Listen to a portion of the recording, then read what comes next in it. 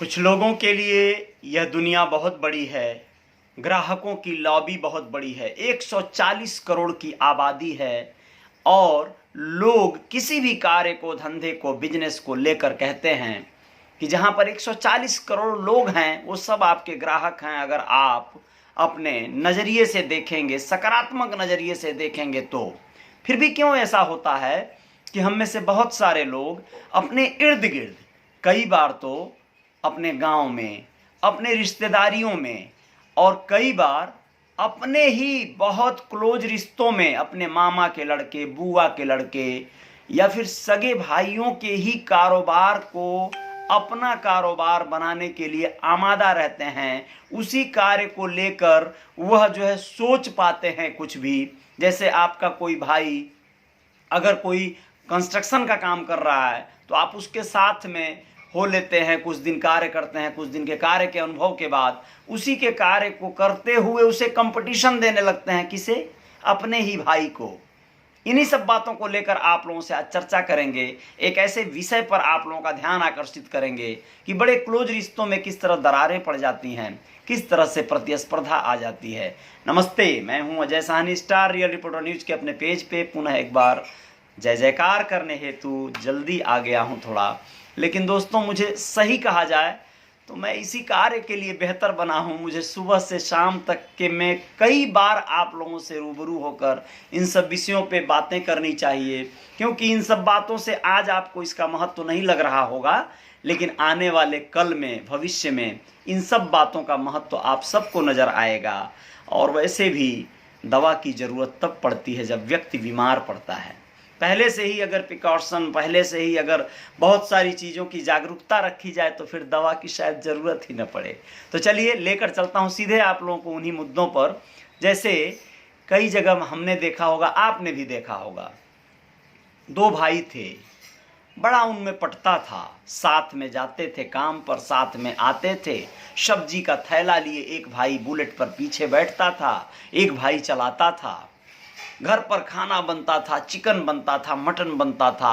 बहुत ज़्यादा एक भाई को आराम मिलता था जो बड़ा था, और दूसरे भाई को खूब भागम भाग रहती थी। अड़ोस पड़ोस के लोग समझ नहीं पाते थे इनके बीच कितना गहरा रिश्ता है। परिवार में बड़ी खुशहाली रहती थी। भाभी उनको बहुत मानती थी, बहुत प्यार करती थी, और परिवार में बच्चे भी उनको चाचा चाचा करके साथ लगे रहते थे। बहुत गहराई से सब कुछ चलता था। लोग जान ही नहीं पाते थे कि ये सगा वाला चाचा है या कजिन है। इनके घर परिवार में इनका भाभी का सगा देवर है या फिर पड़ोस का है या फिर मामा बुआ के बेटे वाला देवर है। जानते हैं ऐसा क्यों होता था? इसके पीछे का लॉजिक समझिए। मान लीजिए गांव में कोई व्यक्ति गया और वो ठीक ठाक पैसा कमा रहा है, उसके काम धंधा बिजनेस चल रहे हैं, तो उसके मामा या बुआ या किसी भी मौसी मौसा के लोगों के तरफ से एक आह्वान, एक निवेदन आता है कि बेटा हमारे भी बच्चे को आप अपने साथ रख लेते तो अच्छा था। या फिर वह बच्चा ही, भैया हमें भी कुछ बताते लाइन पानी तो हम भी आपके साथ काम करते। इस तरह का उसने निवेदन किया। अब वो भैया ने कहा ठीक है, हम आ जाओ, करते हैं, कराते हैं। उन्हें भी आदमी की ज़रूरत थी। अब वह उस व्यक्ति का बाकायदा सदुपयोग करने लगे। शहर में बुला लिया, या शहर में नहीं बुलाया तो अपने साइट पे बुला लिया। ठेकेदार हैं, दुकानदार हैं, कोई बड़े व्यवसायी हैं, कपड़े के कारोबारी हैं, कोई भी लाइन का काम ले लीजिए आप, उन्होंने बुला लिया। उस जो है अपने कजिन से उन्होंने काम कराना शुरू कर दिया। उसे एक तरह का सहयोगी बना दिया, सुपरवाइज़र बना दिया, फोरमैन बना दिया। बाकायदा वह जो है उनके कारोबार को संभालने लगा। संभालते संभालते धीरे धीरे, चूँकि वो रिश्तेदार है तो घर परिवार हर चीज़ को वो मेंटेन करने लगा। घर परिवार में आना जाना उसी का रहेगा, हिसाब किताब देखना, बहुत सारी चीज़ें वो देखता है, समझता है, जान जाता है। धीरे धीरे क्या होता है, वह उस पूरे कारोबार से इतना पूरा जुड़ जाता है कि वो उस कारोबार के सारे क्लाइंट को जानता है, पहचानता है। उसके जो आधिकारिक लोग हैं, जो उससे जुड़े हुए ऑफिसर, लॉबी, कोई भी लॉबी हो, चेक ले आना, ले जाना, सारा कार्य करना वो शुरू कर देता है। एक समय आता है कि जब वो पूरा उस कार्य का माहिर हो जाता है, मास्टर होता है, तो सबसे पहले जो भैया को धोखेबाज वाली लॉबी होती है, यानी धोखा देने वाली, वो उसी की लिस्ट से शुरू होती है, उसी के नाम से शुरू होती है। ऐसा क्यों होता है? क्योंकि उसके मन में भी एक समय के बाद इस गुलामी से निजात पाने का जज्बा जागेगा। खास करके जैसे मान लीजिए उसकी शादी ब्याह हो गई, उसके खर्चे बढ़ने लगे, तो अब उसको काम का अनुभव ज़्यादा हो गया है, वो सारी बातें खुद जो है बेहतरीन तरीके से कर लेता है, बिजनेस व्यवसाय वही संभाल रहा है। भैया जी तो काफ़ी कंफर्ट जोन में हैं, नहीं भी कंफर्ट जोन में है तो भी वो तो संभाल ले रहा है ना। तो ये चीज़ों को वो लेकर क्या करता है, वह सीधे लग जाता है नए यानी सृजन करने में, अपने आप को खड़ा करने में। और वो अपने आप को जब खड़ा करता है तो भैया जी की लग पड़ी, यानी परेशान हो गए वो, क्योंकि वो पार्टी जो जहां कांटेक्ट किया या जो पार्टियां उसको काम दी, वो पार्टियां उनकी हैं, उनको जानती थी, उसी तरह उनके भाई को भी जानती थी। अब वो अलग हो गया, अपना काम शुरू कर दिया, तो वही पार्टियां उसको काम देने लगी, वही ग्राहक लॉबी में वो घुस गया। इस तरह इनके बिजनेस में खलंग आ गई और यह कुछ बोल भी नहीं पाएंगे बहुत ज़्यादा। थोड़े बहुत मान लो अगर त्यागी प्रवृत्ति के हैं तो क्षमा भी कर देंगे, सोच लेंगे जाने दो, ठीक है भाई, भाई है, कोई दिक्कत नहीं है। लेकिन उस भाई को बिल्कुल भी जरा भी कोई तरस या जरा भी कोई अफसोस नहीं होता है कि मैं यहीं से पला बढ़ा, यहीं से मैंने काम किया, मैंने अपने आप को बड़ा एक मतलब एक अनुभवी बनाया और आज अपने ही भाई के ग्राहक को, कस्टमर को, क्लाइंट को सुपर मतलब जो क्या बोलते हैं, ये अभी एक भाई साहब ने लिखा है मुंबई में ऐसा होता है, बिल्कुल आर्किटेक्ट वगैरह को जो है हमने ही पकड़ लिया, तो फिर अब भाई का काम में कहीं ना कहीं कमी आ जाएगी। इन बातों से उसे कोई सरोकार नहीं रहता, वह बिल्कुल अपना कार्य करते चले जाता है। और देखते ही देखते दोस्तों यह जो है मनमुटाव पारिवारिक कलह में बदल जाता है, घर परिवार में चला जाता है। जो बहुएं हैं यानी पत्नियां हैं, उनके बीच में भी यह बात बड़ा द्वेष की तरफ पैदा हो जाता है। बच्चों में भी कभी कभी आ जाता है कि मेरे चाचा ने या मेरे जो पापा थे उनके मौसी के लड़के ने बड़ा छल कर दिया, बड़ा धोखा कर दिया। बहुत बार ऐसा देखने को मिला है समाज में, तो ये बातें छान कर वहाँ से आपको निकाल के रख रहा हूँ। दोस्तों आपको बताएं कि यह चीज़ें क्यों ऐसा होता है। आप सोचिए कि मैं या कोई भी मेरा भाई या कोई भी व्यक्ति अगर इस तरह की कार्य को कर रहा है हमारे साथ, जरूरी है कि मिल के परिवार उत्थान करे, हम एक दूसरे को सहयोग करें। लेकिन हम ये क्यों नहीं सोच पाते कि हमें कंपटीशन जहाँ करना है वो एक दूसरी भी लॉबी हो सकती है, हम एक दूसरे भी ऊपर के लोगों को अपना प्रतिस्पर्धी बनावें। यानी हमारा कंपटीशन हमारे भाई से ही क्यों, हम और किसी से भी कर सकते हैं ना। बहुत बड़ी दुनिया अगर है, बहुत बड़ा जो है 140 करोड़ की आबादी वाला देश है, तो इस 140 करोड़ की आबादी वाले देश में हमारा भाई ये मिला है जिसका धंधा हम छीन लें, या हमारा भाई ये मिला है जिसका धंधा हम करने लगे। हाँ, अगर मेरा भाई धंधा में लापरवाही कर गया तो आप उस धंधे को स्टैंड कर दो, उसको बढ़ा दो, उसे संभाल लो, यह बात अलग होती है। लेकिन अगर आपका भाई ऑलरेडी लगा हुआ है और वो कार्य कर रहा है, और देखो जबकि मैं इस लॉजिक का नहीं हूँ, सच्चाई ये है, मेरा मानना अलग है भैया। मेरा मानना ऐसा है कि ये रेस है, इस रेस में हम सब शामिल हैं।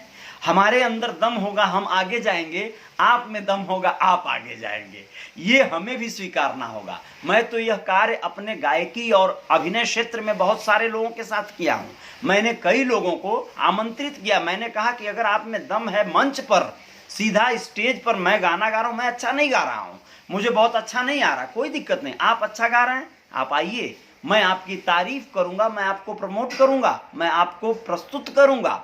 ऐसा आमतौर पे नहीं होता है। आपके अंदर दम होगा, आप छा जाएंगे, पब्लिक से आप जो है सीधे सीधे वाहवाही ले लेंगे, इनाम ले लेंगे, उसमें से अधिया बटा लूंगा, वो अलग बात है मैं। लेकिन आप सोचिए, मैंने मौका दिया, तो मैं इस प्रवृत्ति का हूं कि अगर आपके अंदर हुनर है तो उसे कोई रोक ही नहीं पाएगा। लेकिन कुछ लोगों को यही बात नागवार गुजरती है और वह लोग दुश्मनी और तमाम मनमुटाव पाल बैठते हैं, आगे जाकर परेशानियां बढ़ जाती हैं। कई लोगों को चाहिए, इस बात से इसी तरीके से निवारण किया जा सकता है कि आप अपने जो साथ, जिनके आपने अपने को स्टैंड किया, जिनके साथ आपने कार्य किया और आपने सीखा, आपने कार्य को सीखा। मैंने बहुत सारे लोगों को देखा है कि वह लोग, मैं अपने पिताजी की बात कर रहा हूँ, आज वो दुनिया में नहीं है, वो जो कार्य को करते थे उसी कार्य को बहुत सारे लोग आज भी कर रहे हैं, करके अपना जीविकोपार्जन कर रहे हैं, जीविका चला रहे हैं। लेकिन जीते जी उनके साथ जो है वो लोग प्रतिद्वंदी बने रहे, उनके कार्य को ही किया और कर रहे हैं। लेकिन दुर्भाग्य देखिए कि वह इस बात का एहसान नहीं मानते, इस बात को कहीं ना कहीं सिर आंखों पर नहीं रखते कि वो कहाँ से पैदा हुए हैं। तो ऐसे बहुत सारे लोगों की कहानी है दास्तान है दोस्तों, कि आप जहाँ से कार्य को करिए, सीखिए, समझिए, बहुत अच्छी बात है। कहीं ना कहीं से कोई ना कोई कुछ कार्य सीखता है अपने जीवन को उठाने के लिए। लेकिन आप उसी व्यक्ति से प्रतिस्पर्धा बिल्कुल न कीजिए, जीवन भर संबंध बना के रखने वाली कवायद कीजिए, क्योंकि आपने वहाँ से सीखा है, आप वहाँ पर उस परिवार में रहकर खाना खाए हैं, उस परिवार का नमक खाए हैं, अगर किसी कहते हैं, उस परिवार में बच्चे आपको अपना अभिभावक की तरह देखे हैं, भाभी जो रही हैं वो अपने देवर की तरह देखी हैं। तो इन सब चीज़ों को लेकर आप जो है बहुत ज़्यादा मतलब आपको अटैचमेंट होना चाहिए, उस फैमिली को सहयोग करना चाहिए, उन लोगों को जितना हो सके अपने से मदद करना चाहिए जहां से आप उठे हैं। लेकिन ऐसा सोचने वाला समाज अब नहीं रह गया है। लोग जो है जहां से उठे हैं पहले उसी को मिटा देना चाहते हैं, उसी को खत्म कर देना चाहते हैं। अरे भैया, और भी दुनिया में दूसरे लोग हैं जहां पर आपकी प्रतिस्पर्धा होनी चाहिए, जिनसे आपका मुकाबला होना चाहिए, उनसे मुकाबला करिए और उनसे आगे निकल जाइए। आपके भाई के आर्किटेक्ट जो थे या दूसरे जो बिल्डर थे या कोई भी लाइन का काम कर लो भैया, आप कपड़े लाइन के अगर आपके भाई रहे हों तो सूरत के बड़े बड़े व्यापारी हैं, आप उनसे आगे निकलने के लिए कवायद कीजिए, लेकिन अपने भाई को रौंदने की कवायद तो बिल्कुल न कीजिए। तो बहुत बहुत शुक्रिया, मुझे लगता है कि मेरी बात पूरी हुई। मैंने जो कहना चाहा मेरी बात यही थी कि हम लोग रिश्तों में जो दरार पैदा करते हैं उसमें कई बार खुद जिम्मेदार होते हैं, लेकिन इस जिम्मेदारी को हम मानते नहीं हैं। हम अपने दोस्त, अपने भाई के साथ दगाबाजी करके उसी के धंधे को छीन और झपट लेना चाहते हैं और उसी के कस्टमर, क्लाइंट सबको अपने में खींच लेना चाहते हैं, और वो भले रोड पर आ जाए, उसके बच्चे भूखों मरने लगें, हमको इस बात से कोई सरोकार नहीं होता है। ये बात राजनीति में हर जगह हो रही है दोस्तों। कोई नेता बहुत विख्यात हो रहा हो, उसे धपाक से मिटा देने के लिए दूसरा कोई पैदा हो जाता है, उसे जरा भी संवेदना उसके मन में नहीं आती कि इतने वर्षों बरस तक वह नेता अपने कार्य को, अपने आप को खड़ा करने में लगाया, और मैं अचानक से आकर उसके सारे किए कराए पर पानी न फेर दूं, उसे जरा भी शर्म नहीं आती। यह कार्य हर क्षेत्र में हो रहा है, सिर्फ नेतागिरी की बात नहीं है। कलाकारों में तो यह बात बहुत ज़्यादा भरी पड़ी है, लेकिन फिर भी मैं बहुत सकारात्मक सोच का हूँ, तो मैं चाहता हूँ, मैं जानता हूँ कि दुनिया में और भी कुछ सकारात्मक लोग होंगे, उनके साथ मिलकर समन्वय बनाया जाएगा। कुछ और विषयों पे आप लोगों को लेकर चलेंगे। एक संस्थान की परिकल्पना कर रहा हूँ, आप लोगों का राय चाहिए, मशवरा चाहिए, लेकिन उसमें मुझे भीड़ नहीं चाहिए, उसमें क्रीम लोग चाहिए। मैं यह बात बड़े निवेदित तरीके से आप लोगों को कह रहा हूं। इसके बाद मैं आप लोगों को बताऊंगा कि उस संस्थान का कार्य क्या होगा, और आप लोग उस पर अपना राय जरूर दीजिएगा कि क्या ऐसा संस्थान होना चाहिए या नहीं होना चाहिए। आप लोग व्यस्त हैं, मैं जानता हूं, मस्त हैं, खूब जो है जर आप लोग अपने जीवन में जय जयकार कर रहे हैं, कमा रहे हैं, खा रहे हैं, खूब मजे काट रहे हैं। लेकिन दोस्तों, जैसा कि मैंने कहा, जब बीमार पड़ता है आदमी तो उसे दवाई की और डॉक्टर की ज़रूरत पड़ती है। जब तक वो खुशहाल रहता है तब तक तो पीने खाने में मशगूल रहता है, मौज मस्ती लूटते रहता है, बारात करते रहता है, कोई दिक्कत नहीं है। लेकिन जिस दिन बीमार होता है, जिस दिन पुलिस उसे पकड़कर 4 लाठी मारती है, लॉकअप में बंद करती है, उसे उस दिन याद आता है कि मैंने किसे पाना था और किसे खो दिया। तो ये सारी चीज़ें हैं। मैं आपसे चाहूँगा, आप सभी लोगों का फीडबैक चाहूँगा। सिर्फ जय निषाद राज लिख देने वाले लोगों की ज़रूरत तो बिल्कुल भी नहीं है वहाँ पर। बुरा लगेगा, माफ़ कीजिएगा। बहुत सारे लोगों को मैं चाहता हूँ कि मेरी बातों को वो लोग सुन समझ कर, सोच विचार कर बुरी लगे बातें, बुरा कमेंट दे दें, नो प्रॉब्लम। अब मैं इन चीज़ों से बहुत ऊपर उठ गया हूं। आप मुझे कुछ अपशब्द भी कह देंगे तो मेरी तरफ से आपको कोई भी ऐसी बातें नहीं जाएंगी जो आपको ठेस पहुंचाएं।